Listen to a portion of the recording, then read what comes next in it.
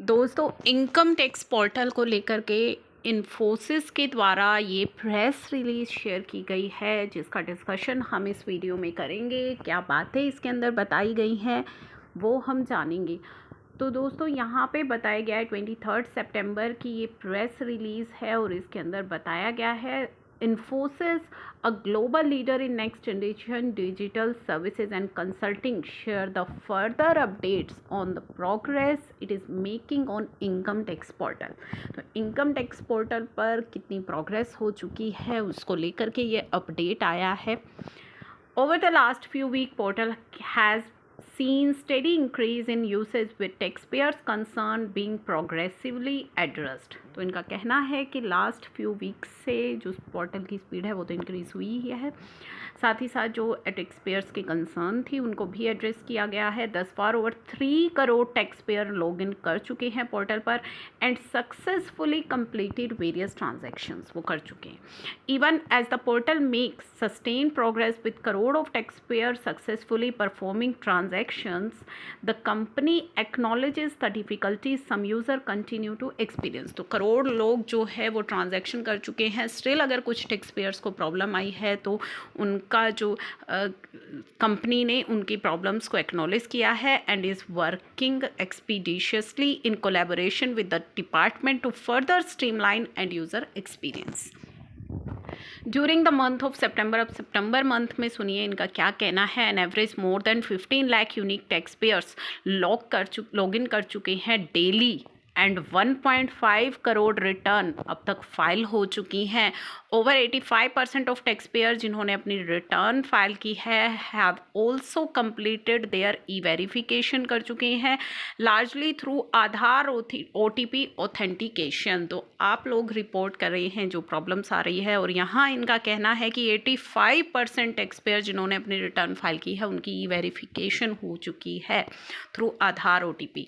The portal is facilitating over 2.5 lakh return filing daily basis पर। ITR 1 2 3 4 5 6 7 available हो चुकी हैं फाइलिंग के लिए।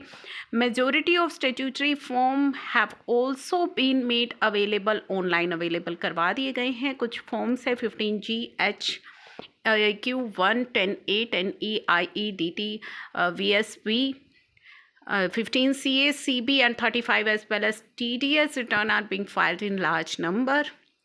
More than 11.5 lakh statutory form and 8 lakh TDS return file हो चुकी हैं। Taxpayer services such as e-proceeding, response to notice, demand, e-PAN service, DSC registration and functionality for legal hire have also been enable कर दी गई है portal पर।